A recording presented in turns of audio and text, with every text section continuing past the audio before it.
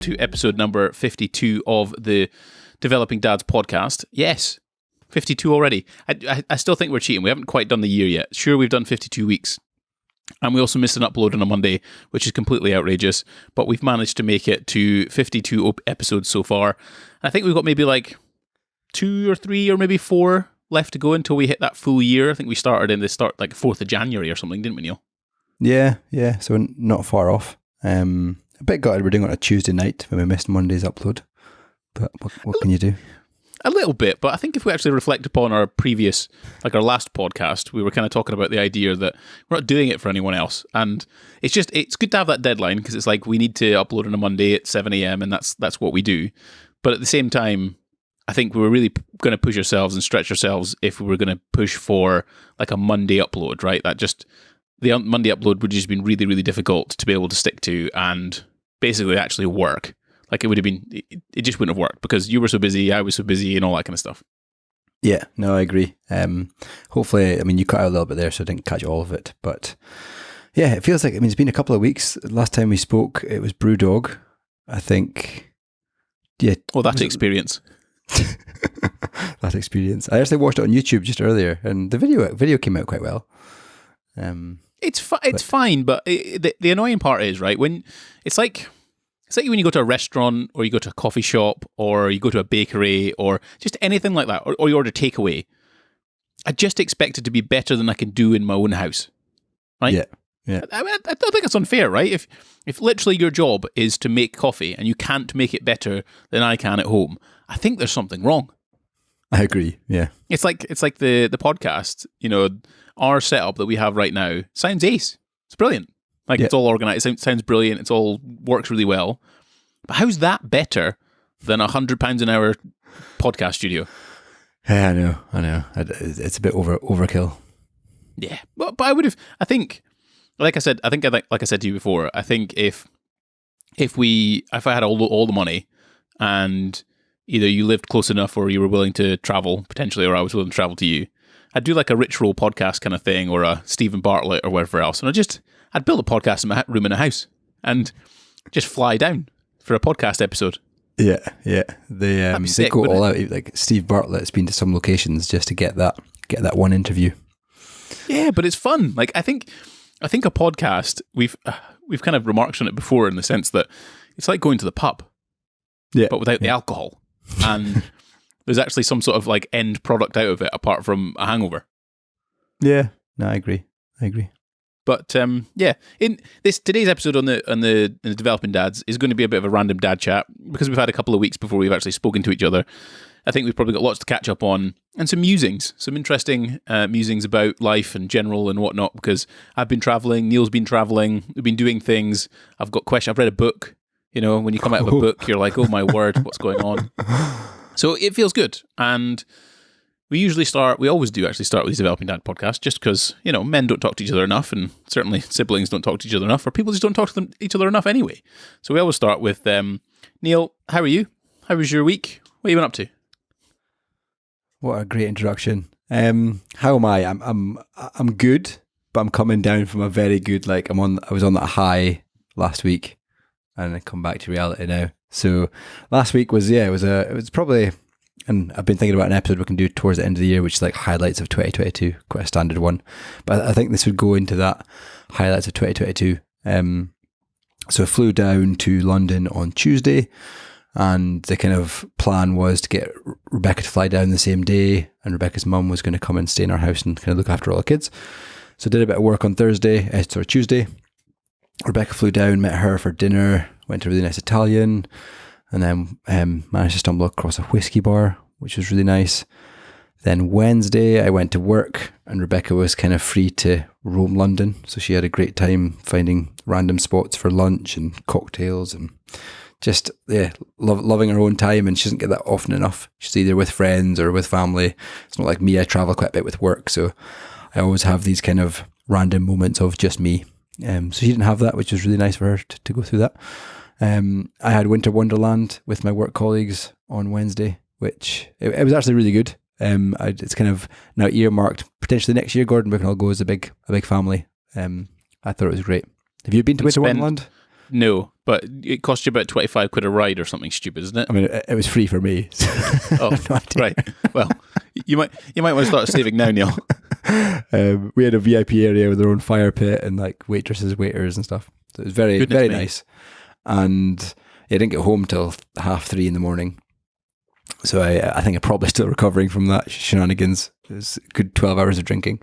But I don't get to see my London colleagues or work colleagues enough. So it was nice to see them face to face. Then Thursday I took the day off. So I got to spend it with Rebecca in London. We went to the Heron Tower on Gordon's recommendation, Duck and Waffle, which was just, out of this world. Did you enjoy it? Like, we haven't even caught up on your little trip, and I quite like when I make recommendations. I'm often either partly worried or partly excited, and I try and set people up for things like the Heron Tower, which is, was it 50 floors up or something stupid? And yeah, I think it's one of the tallest restaurants in Britain, I want to say. Yeah, it's probably not far off. Yeah, so the view made it, obviously, but the food and the service was great as well. I told a white lie that it was our anniversary, so we got a prime seat in the restaurant, got drinks at the bar first, then went through. I had the standard duck and waffle with an egg on top for my dinner. Rebecca had something else and got a few sides and a few cocktails and wine and stuff.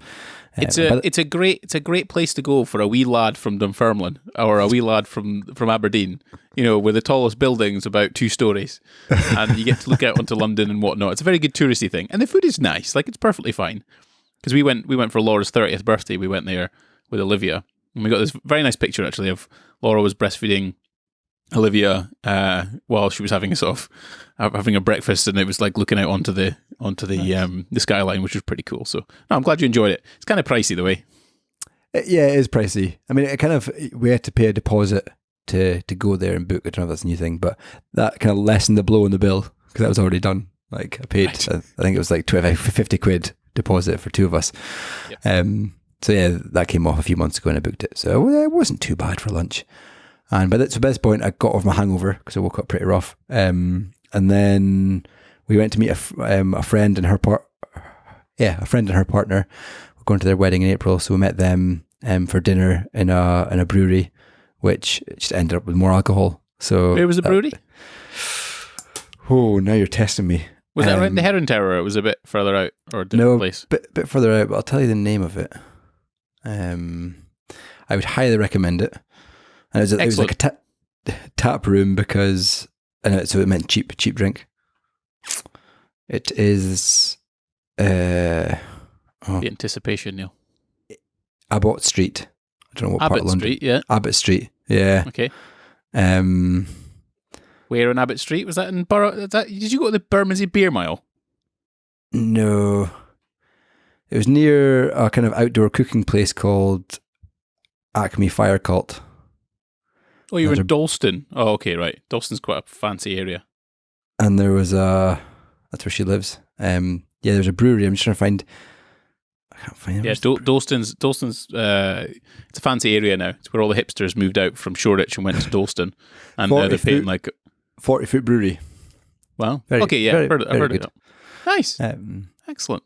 then we went back to theirs for drinks. So that was another kind of 1 o'clock back home. And then Friday we did have sushi samba planned. Not sushi samba. What was it called? Sticks and sushi, but we decided against it. So I booked it for the Covent Garden area, and we just couldn't face the kind of hustle and bustle and business of it. So we went to Greenwich. You can tell that from here. Greenwich, which was it was a recommendation from Lindsay. Really, really good. Nice walks. Went ice skating. Haven't done ice skating in 15 years. Still got it. Still can crisscross around corners. And it was just a nice, calm, less expensive day out. Yeah, Greenwich Park. It's where obviously the GMT line is, where they sort of set time zones and whatnot. And it's lovely. It's a beautiful little place to walk around. Actually, a fun story. Mum gave me Grandad Wilson's camera. Yeah. Well, I took that. It was like a camera from the 1950s, and that's where I took a few pictures. I remember that. Yeah, I remember those photos. Yeah, so that was a cool place. We walked around there. It's because it was quite close to where I used to live. So when we used to live in Downham, it maybe a 10-minute drive, 15-minute drive. You can go park, and we've taken pictures. Like they've got in Greenwich Park, they've got a famous cherry blossom like archway thing. It's really long and really huge. Instagram. So we went to take some pregnancy pics there as well, which was quite nice. Nice. Then we walked around along the Thames, and there's 2 massive warships from the Netherlands sitting in the Thames. If you fancy going to see them, which is pretty cool. And then flew back on Friday night. So yeah, it was just an action-packed, really nice to unwind with Rebecca. No kids, and just like forget about day-to-day, the mundane. Just the two of you, boyfriend, girlfriend. Yeah, the honeymoon period was back. And then we landed 2 days. Then we landed on Saturday morning. It was fuck. This is reality. Oh wow! Did you get hit in the face with the kids? It was great. Like they really missed us. They didn't know we were coming home that night. So when we went up to bed upstairs, they came through in the morning thinking it was Nana, or thinking they were going to see Nana and Papa in the house somewhere, but it was actually us. So that was a nice surprise for them. And yeah, the weekend was just pretty chilled. Didn't really do an awful lot. Just spent time with them. Got the house back to order. Did you, on your little trip, did you learn anything from it? What was something you took away and you're like, should have done this more often and whatever else? Oh, let me think. Because this is the first time you've been away for probably a few years, just the two of you. Yeah, like somewhere like that where you get in a plane and you fly somewhere. And I think it reignites the spark, and like it makes you realize like why you're in the relationship. And yeah, I think that's probably what I learned, is that like, I don't know, we're still super close, although it's hard to kind of show that in the crazy life with 3 kids, both working and that kind of thing. I think when you have that kind of time together, you got so much time to reflect, to talk, to just be a proper couple. And you don't get that day to day. So yeah, that's the biggest takeaway. Would we do it more often? I think we probably would. I think there's been this year's obviously been Rebecca testing out that bakery idea. The previous years have been childcare and no nursery, so cost of that. This year, next year, hopefully we'll get some couple holiday plans. Because that's the thing, right? I think a lot of people, like certainly younger people in their 20s, are like, they want to follow their passion. You know, they want to do a job that they love. But sometimes, like, a lot of jobs that you love don't actually pay very well. You know, like nursing, doctors, charity work, you know, fulfilling things like that. I can't think of any more, but there's probably loads. Retail, yeah, there's loads of industries that just don't pay that well. Not so much paying very well, but just people who are passionate about the job that they do, but it doesn't pay very well. And it means that there's a side effect to that, right? So when you've got kids and you've got because as soon as you have children, as soon as you have a family or a life that we've currently got, your expenditure is just through the roof all the time. And you have no money, no expendable income to be able to just go and bugger off to London like whenever you want to do it, right? Or when you want to do it. Yeah. So it's like part of me feels like, certainly when you've got that type of responsibility and that expenditure, it's not about following your passion. It's about doing a job. And if you do the job, then it allows you so much more. As long as you don't hate it. Like, you don't have to love it, but you also don't have to hate it. But if you're in the middle ground and like you go, it means you can afford to go to London, just the two of you, right? And someone can look after the kids, and it makes sure that you have a relationship, because that's fundamentally what built the family was just the two of you, right? Well, so exactly, yeah. You need to do it more often. It's very easy to forget that, especially when you've got kids. And definitely. And it's even better when it's an adventure. Like when it's just the two of you and you go out and you explore somewhere, rather than it just being, I'm so tired, I'm going to lie in. Oh, I can't do it. Yeah, like if you just stay in the house or Dunfermline, then you just don't really do much. No. Even Edinburgh, you don't really do that much when we're 20 minutes away. But yeah, London was great. Nice. I'm sad you didn't go to Sticks and Sushi, but you know, you did the Heron Tower thing. Next time. Yeah, I mean, you just forget how expensive London is. Like, it's I've been here 11 years now, and yeah. when you're paying like 7-8 quid a pint now. Oh yeah. Mad. Oh yeah. But it's not even just that though. If you think, for me and Laura to get return from our house to London, just the two of us, it's nearly 30 quid. Yeah, that's like mad money. I haven't even looked at how much we spent on the underground. We just checked it, like no idea. But I'm sure both of us We'll probably travel pass would be, around that £10 mark, but because we're in sort of zone 6, we're £14 each, for a travel card. So it means you can use basically the whole network. But it's still that's a minimum cost, right? 30 quid. And then dinner's going to be 30 quid each at least. So that's 60 quid. So it's 90 quid to go out for dinner, pretty much. Not even somewhere fancy. Then you add some drinks. That's probably going to be another 30 quid. So you're, 120, 150 quid deep just going for a casual little night out just to do it. Yeah. But yeah, it was great. I mean, I felt that we didn't miss out. Although I want to still do it. We've got bags of time. Yeah. 6 and 2. Yeah.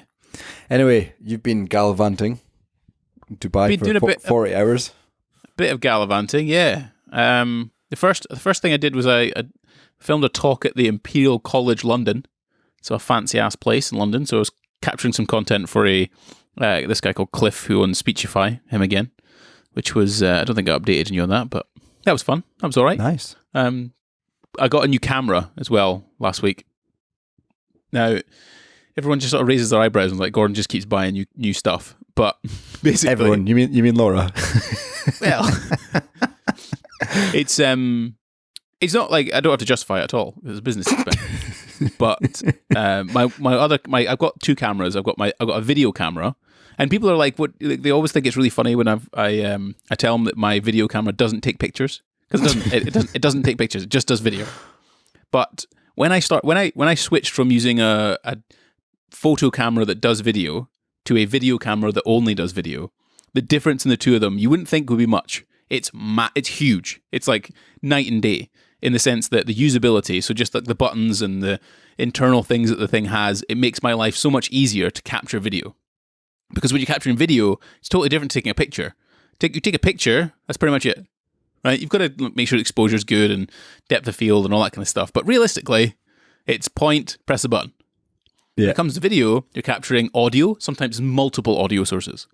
You have to make sure that white balance is correct, because if it's not, then it screws up your entire image. You've got loads of different formats that you can film in, from 1080p all up to 4K, but then you've got different codecs within those. So you're making sure that's working. Then you're having to monitor it all. Then you have to stabilize it. And then you've got to make sure you get nice angles and nice shots. And then you've got to think about the actual story. How are you going to edit this bloody thing and put it together so it sounds good? So the video camera basically makes my life easier on that front. So I'm not sweating as much or shitting my pants.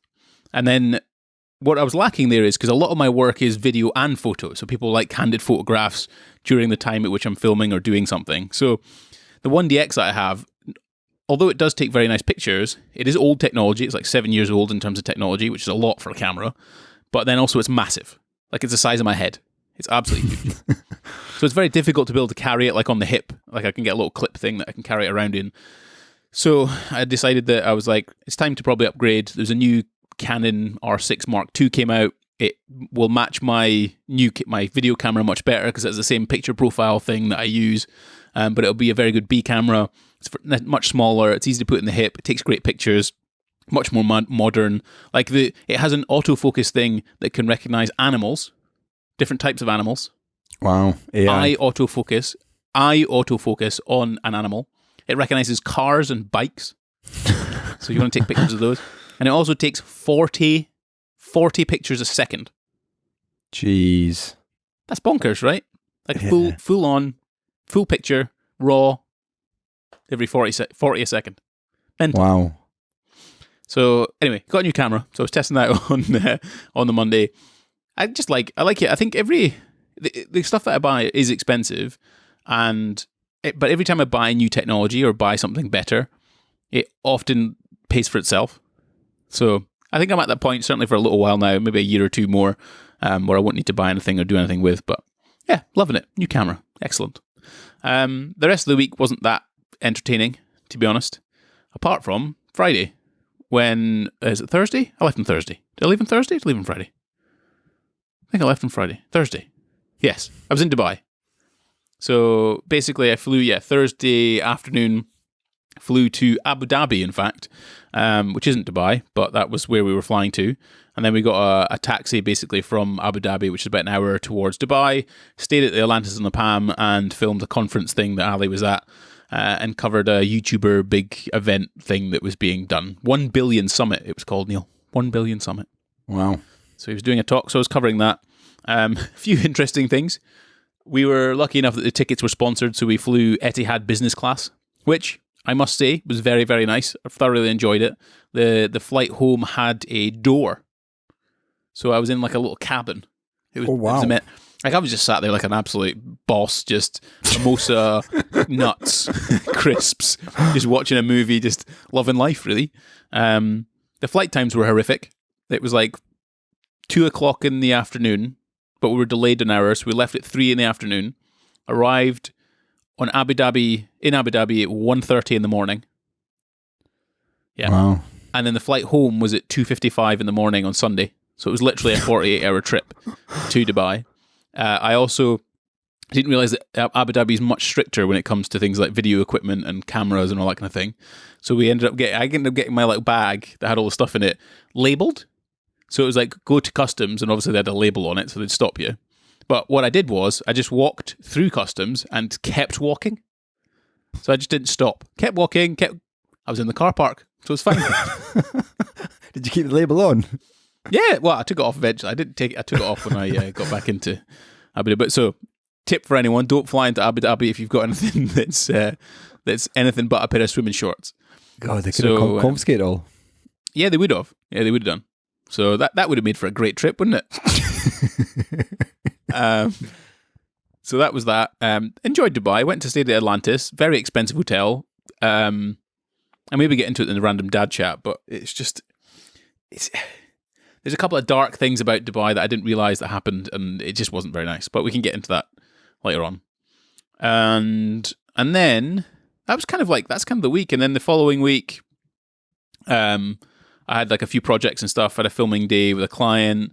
Then I had this weekend we did the PT project thing that I'm part of. So we had we sold a mentorship, like an online mentorship for 6 weeks. Sold that, and then we had a client day for that. So people got to come along and basically just test out all the stuff that had been getting taught. So I was covering all the video footage and whatnot.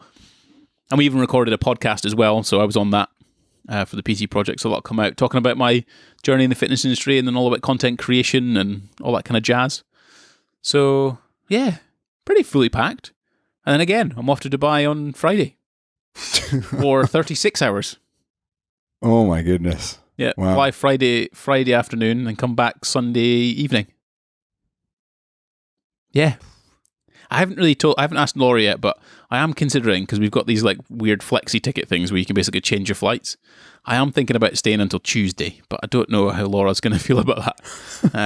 Because I'm doing Friday night, Saturday night, then coming home Sunday. And I thought, maybe just stay like Sunday night, stay Monday night, just myself, and I'll do some work or whatever else. And because it's free flights, right? So yeah, but you could also sell it that you'll come back more refreshed.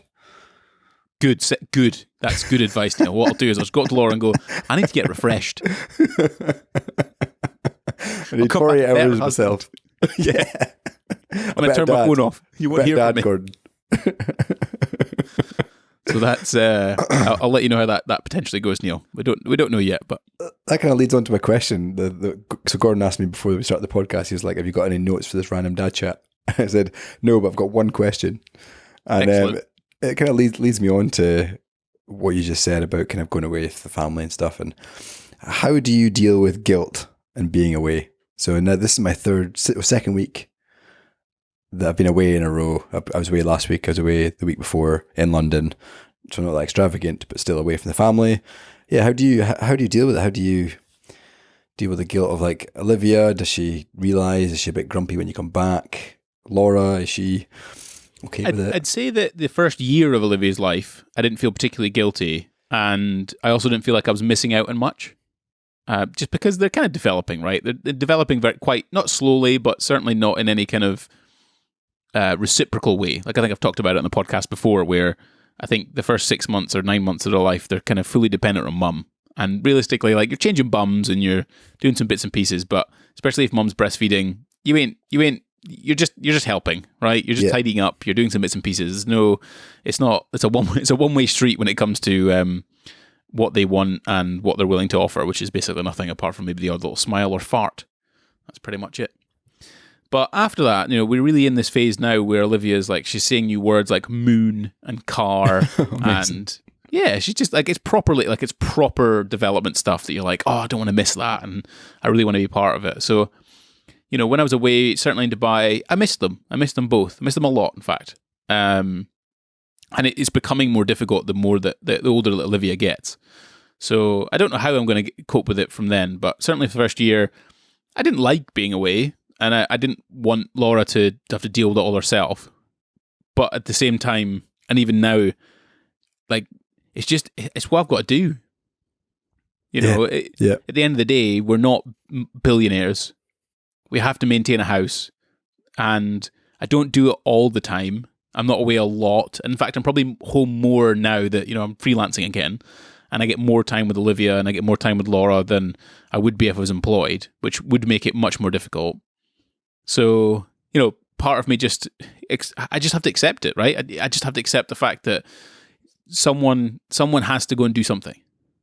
And if I sit and dwell on it and beat myself up about it, being like, I'm away, I'm doing this, but what other choice have you got? Like, yeah, no, I definitely agree with that. Like the times I was down, there wasn't really much of a choice.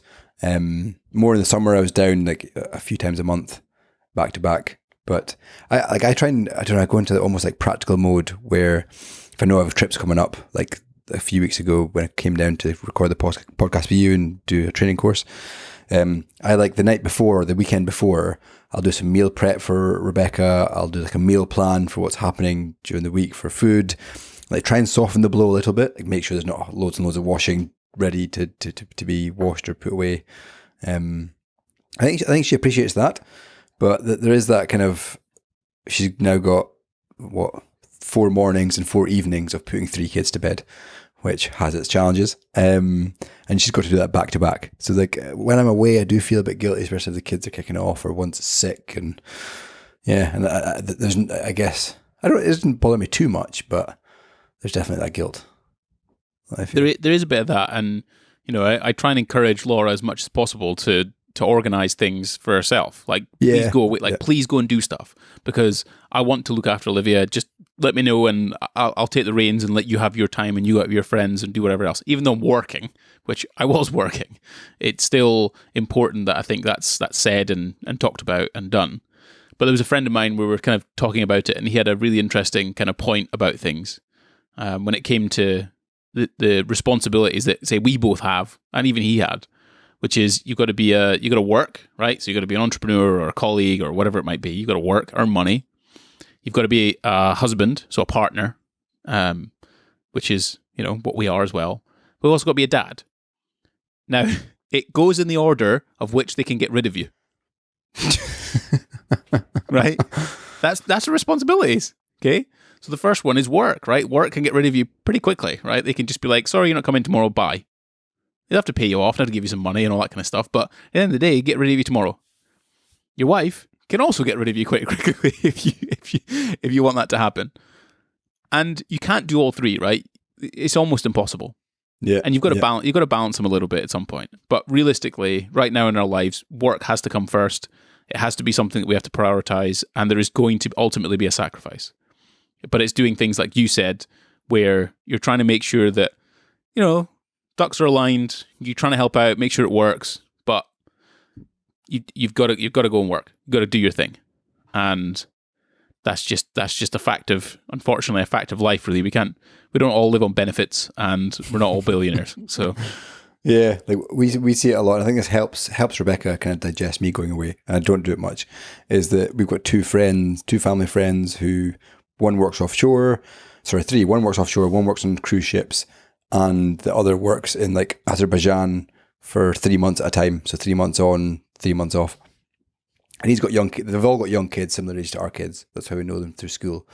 And like, it's just mad, like the impact you can see having on the kids. But you also like, I don't know, you see the wife going around themselves for 3 months. Like, although the pay is good, and when they come back, they get to do nice things and Glen Eagles and all that kind of stuff. Nobody could pay me, I don't think, to... It's not a balance. Like you can't, because if you have a job like that, unfortunately, you can't do even 2 of those 3 things, right? You're basically just, you're managing work and you're looking after it, but you can't maintain your partnership very well or very easily, and you certainly can't necessarily maintain the kids. So it's got to be like, if you're making decisions, it's got to be like, you've got to look after 2 of those 3. It's the first two really work in your relationship. Yeah. And Yeah. that's really difficult when you're working for 3 months in Azerbaijan. Really difficult. And yeah, you're right. Like, if you, we've repeated these things before, but if you have a lifestyle where you are you're basically living within that paycheck, you know, that's going to be hard, right? You know, Yeah. there was a thing on Instagram for some reason I was watching from a guy called Alex Hormozy, who, for those who don't know who he is, he's like a serial fitness entrepreneur, pretty aggressive American with a big beard, jacked, and, you know, just tells people it's easy to make £10 million. But he had a point. He was like, look, if you save I think it was about $15,000 a year, $15,000 to $20,000 a year, and you do that for 30 years, and you have like an S&P 500 like investment thing at 10% a year, you will be like one of the top 5% in America in terms of how much money you'll have in your bank. It's like £3 to £5 million or something. If you save 15 grand a year. Yeah. And if you're working, in those kind of places and you're spending all your money, you're spending it all, you're buying cars, you're buying houses, you're buying fancy holidays, you're doing fancy hotels, all that kind of thing. Like, if I'm going to do that, I'm going to do it or think about it away.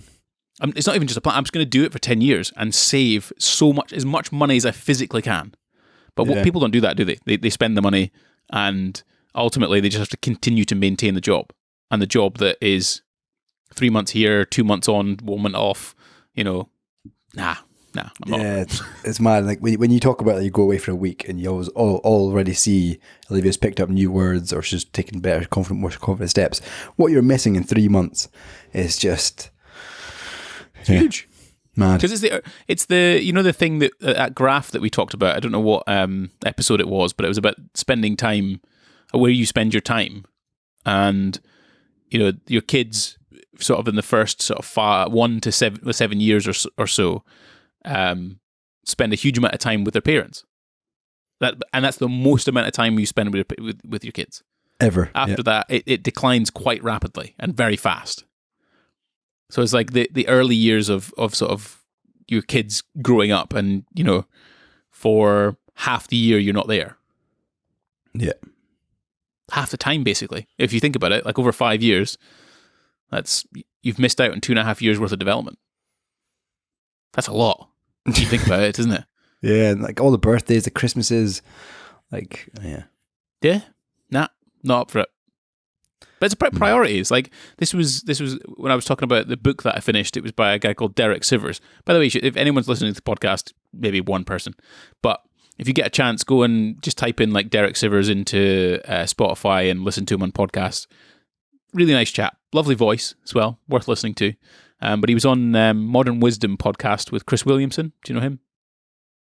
Oh, you like Chris Williamson? He's very good. Well, Derek Sivers was on his podcast and he was sort of talking about bits and pieces, and it was excellent. But anyway, he's got a bunch of books. He self-publishes, so he doesn't necessarily go through like the big publishing sort of things, which is kind of good because it's quite nice to be. He gets all the money, right? which is good. Anyways, I read a book called Hell Yeah or No, which is about determining, you know, how do you figure out what you actually want to do. And like, it's kind of classic things that I've sort of spoken about on other podcasts I've appeared on, or this one certainly, is like in your 20s, when you're young, say yes to everything, regardless of what it is. Like go to all the parties, say yes to all of the work potential things, you know, say yes to meeting all the people, say yes to traveling places, say yes to going whatever else.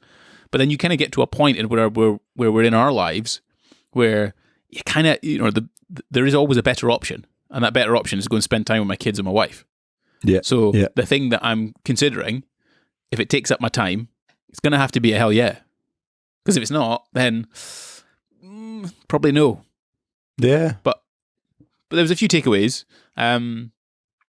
One of the first ones actually was talking about, it's a bit like this thing we were talking about traveling, but it was about disconnecting is rare but valuable. And I kind of I was thinking about it in a way, and I think I talked about it with Paul at the weekend, one of my friends, and I was like, what do you think Laura would say, or what do you think Rebecca would say if we just said, I'm going to take a long weekend off? So Friday to Monday, I'm going to go and sit in a cabin in the woods. Just on my own. I mean, I've done that in Skye. Not to my own, but I've done it with a friend. So I don't know if that counts, but Doesn't count. Just it's not because it's like when you say to your boss, I'm going to go for a fag break, and they go, yeah. The same person who doesn't smoke goes up to them and goes, I'm just going to get outside. Why? Yeah, just to breathe. Yeah, I think Rebecca would probably welcome it. Would you do it?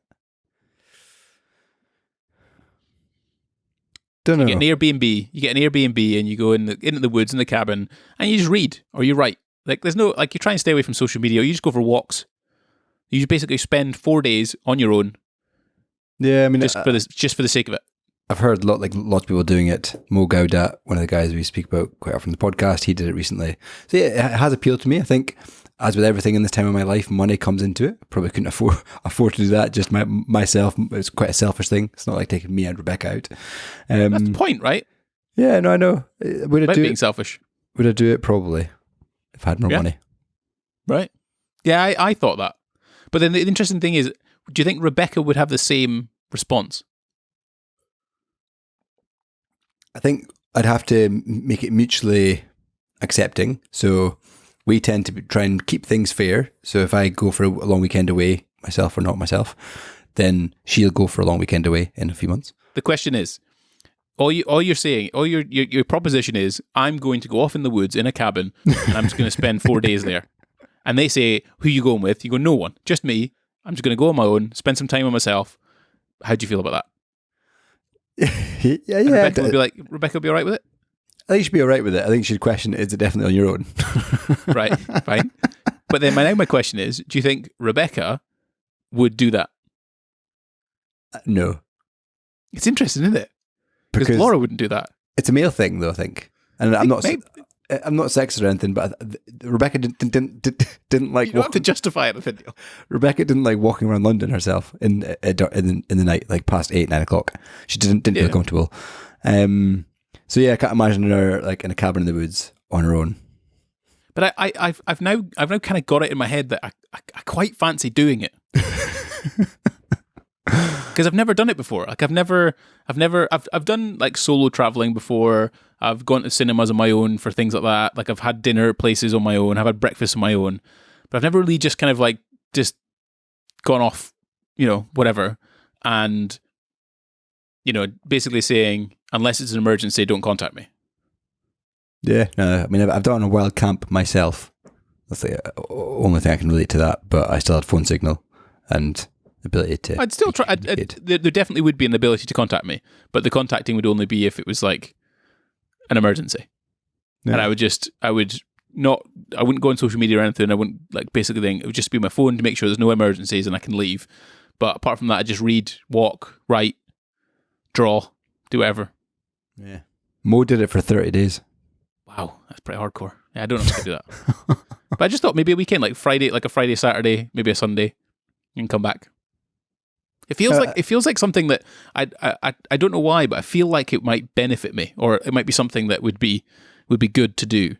Would you plan your days? So if you had this weekend coming, I don't think books to read. Would you? I definitely. I don't think I'd plan to the point where I'd like schedule it, like it'd be a calendar. But I would definitely like take books with me that I've been interested in reading. I would definitely take something to be able to write with, or like a laptop to be able to, because there'd be no internet. That's basically the idea. I'd like to write things like YouTube videos, or just journal about stuff, or just whatever, right? Just kind of do something like that, and maybe go for a walk if there's like walks around. I'd probably listen to music, or I'd listen to like podcasts. That'd be sort of as far as I'd stretch in terms of technology. But yeah, that's what I'd do. Would you take alcohol, caffeine? What would I take? Would you kind of all out? Yeah, I'd still drink caffeine. Alcohol is slightly different. I'd maybe take alcohol for one of the nights where if I'm reading a book or whatever else, maybe I'd do that. But you see these quite extreme people, and there's a lot of YouTubers that do it where they go like on a dopamine fast. Where, oh God, yeah, all that bollocks, whatever. There'd be no books, there'd be no nothing. Because I also thought about it in a way in which, So another thing I update you on is I've hired a researcher for my YouTube videos.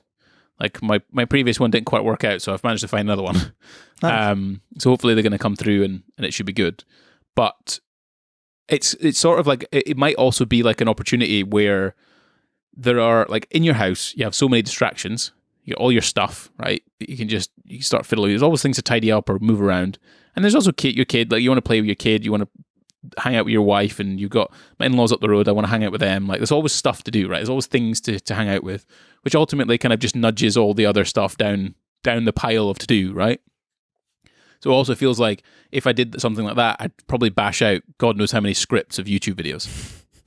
Yeah. Wouldn't I? Yeah. Like, and all the ideas and stuff, I've just had complete and utter, like, just because you hear about it with like Ed Sheeran will go and hire a mansion in the middle of the Highlands or something to go and write his next album, or I'm not saying that I'm going to become a multi-million subscriber YouTube channel, but at the same time, that's kind of what I'm getting at, right? And I think in the book that Derek Sivers talks about, it's just like disconnecting is rare, but it's very valuable, and I think it is. I don't think anyone really thinks about it because they're afraid of, say, what their partner might think. Like, why do you want to spend time on your own? Or I should be spending it with my kids. It's more valuable. But sometimes I don't think it is, especially if you don't do it very often. Like, I'm not even saying it's once a year. It's probably once in every number of years. But you just get complete and utter disconnect. You know, Yeah. It's not that you're not taking responsibility, but you are taking responsibility for yourself because, like, it's like one of my friends asked me. He was considering living on his own for a little while. And I was like, do it. Because you'll never get another chance in your entire life to live on your own. Even for a short period of time. Because you'll find a partner, you'll have kids, maybe. But you'll live with people all the time. Yeah. There's a new series, or not new, but a series on Discovery Channel, which is through Disney Plus. And it's Chris Hemsworth. Have you heard of him? Yeah. He's a sexy looking man. He is. Anyway, he's made like a 7-part series of how to live longer, and he goes through all different things, and one of the episodes is on memory and like his brain, and he does a 4-day expedition in the middle of the Australian outback with a friend where all they've got is a map, a compass, and nothing else, like no phones, no GPS, nothing. And apparently that's meant to be phenomenal because you're constantly using your head, you're in your own thoughts, there's no distractions, and there's loads of kind of scientific evidence based around that. But if anyone's listening, I'd recommend the series. I think it's called Limitless. Well, he does some crazy stuff. But Peter Attia, who's a kind of longevity doctor, quite famous, and Ross Edgley, which I think, Gordon, you know Ross Edgley, he's in it as well. I do, yes. I have a funny story about him. But yeah, really, really good series. Nice. So yeah, I'm not going to turn into some sort of hippie and just start taking like mushrooms and stuff in the forest on my own. Definitely not going to do that. Cold water kind of yet? Maybe not. But it just kind of got me thinking about it. The idea that, you know, disconnecting is rare, because it is. It's so rare. Like I can't. Even when I traveled to Dubai this time, I arrived at the airport quite early, but because I was kind of like, I kind of wanted that comfortable alone time a little bit, even if it was for a short time. Like Ali arrived maybe an hour or two after that, but it was just me, and I was I was in the business class lounge and they had a little restaurant and you could have some food and whatever else, and I just sat there on my own, just chilled out, just kind of scrolling through my phone, just reading some news, read a book. You know, you don't get that very often at all. No, you don't. And there's very rare there's no distractions like your phone pinging or something like that. Yeah. But so maybe Laura will let me stay for an extra couple of nights. We'll see what she says. What else did I take from it? What scares you? You should go for it. It's kind of obvious, but it's often the things that challenge you that change you, really, isn't it? To be honest, I think both of us can kind of we have lived by that. Like you've gone out on your own company. I joined a startup, and I think they've both paid dividends in various ways. I didn't think they were particularly scary. I think stages at moving to London definitely had me like quite scared, because I had to find a place to live. I had to go and meet new people all the time. You know, I didn't know how I was going to get paid very much, or whether it was going to work out. And then, you know, trying to rent another gym when I was leaving and going on freelance for myself, all that kind of stuff. So, and then even a bungee jump. Like I remember when I was 18, when I was traveling in South Africa, I did the is it Crooklands Bridge, I think it was called, or something. Anyway, I was going to walk across it. I wasn't going to do the bungee jump. But then I said to myself, I was kind of talking to myself a little bit weirdly, and I realized that I'm probably never going to be back at this place ever again. Yeah. And surely that experience supersedes the fear that I'm currently I'm currently going through right now, because it's terrifying. Like jumping it's the second largest bungee jump in the world, and I did it. So I was like, "Screw it! Can I sign up?" And then I did it. And it was amazing. Glad I did it, because if I hadn't got over that, then it would be pretty crap. Yeah, I'm trying to think of it. If I did anything that extreme with that kind of scared factor, risk taking. Don't think I have. Nah, Like you got to do it then. The immediate, like a bungee jump, is very immediate. What would be the scariest thing you've done? Like, what would be the scariest thing that you think about now that you've not done or you would never do?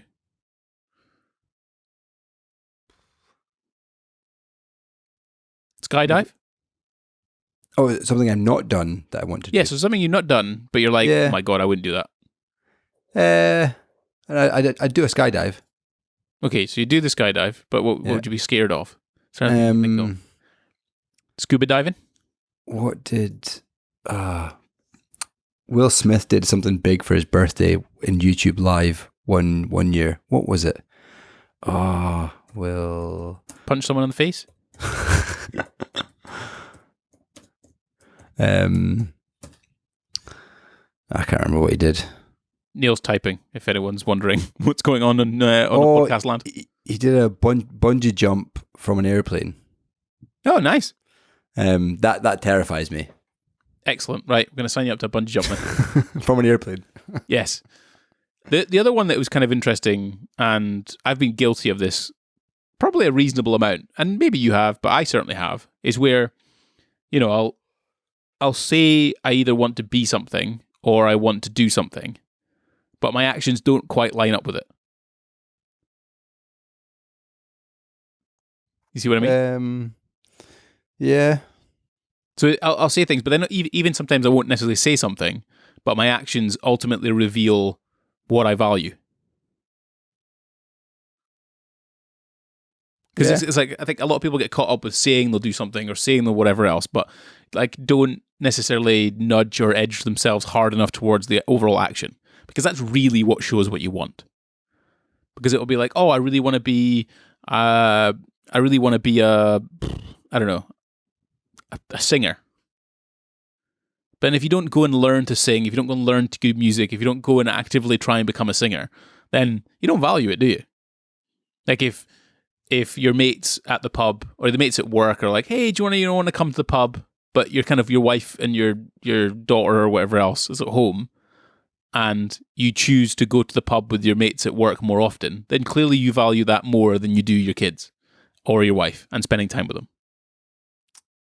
Yeah, no, I agree. I guess you kind of got to separate I guess there's long-term things and there's short-term things in terms of value. Like, I want to be a CEO of a company in 50, or when I'm 50 years old, as an example. Maybe I don't want to be, but maybe I do.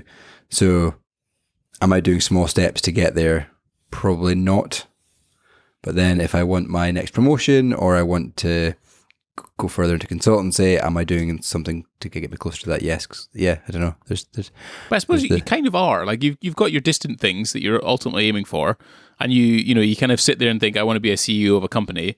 Well, there's clearly steps you must be taking towards that by going on courses, by learning certain things, by talking to certain people, by networking, by doing a good job and applying all that kind of thing. Like those are actions towards what you ultimately value. But yeah, if the analogy of if you go to the pub more often than you spend time with your wife and kid, then you clearly value that more. And you can't just say that you love your kids and your wife when you do that more often. So what is it that you think you're not valuing, but it's one of your goals?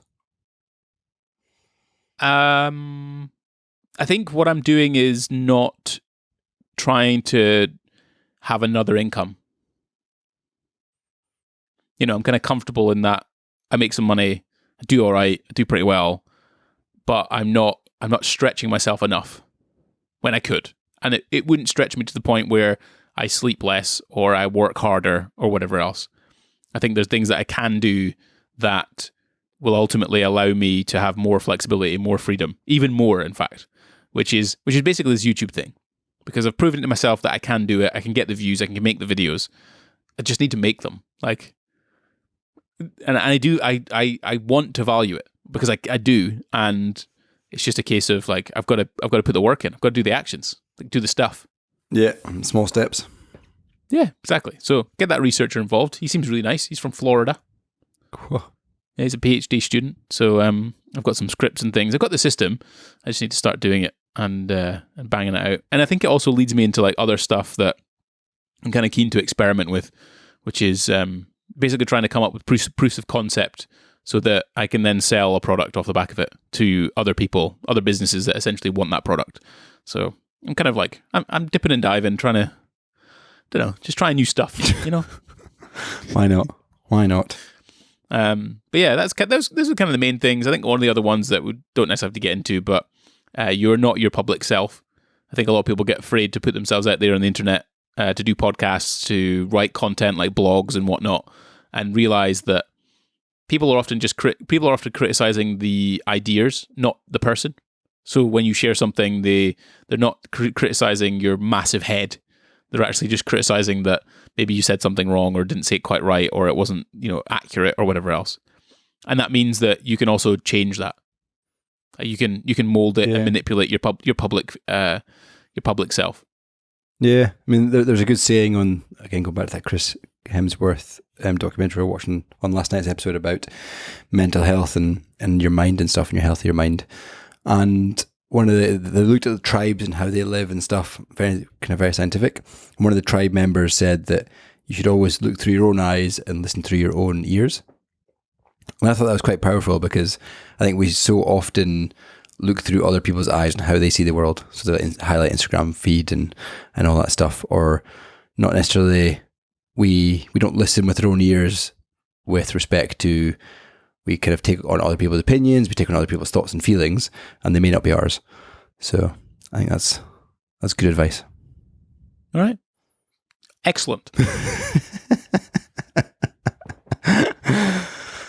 That listening thing, I remember Luke Johnson saying something. I don't know where he heard the quote from, but it was people often listen to respond. Yeah, instead of just listening to listen. Yeah, which as soon as you realize you do that, it sometimes changes the conversation because you're actually listening to what they're saying. You're not listening to what they're saying and then trying to work out a response. Yeah, I'm really bad at that in meetings. Like if there's 3 or 4 people, or even if it's a big group, like my training a couple of weeks ago, I was trying to focus on what question can I ask. It's going to make me sound good in front of the big group. But I should actually be thinking about listening to the content, not thinking about the questions. Did you pass your exam? I did. I got 98%. Boom. There you go, Neil. Well done. I actually got it. I've got my certificate up there on my wall.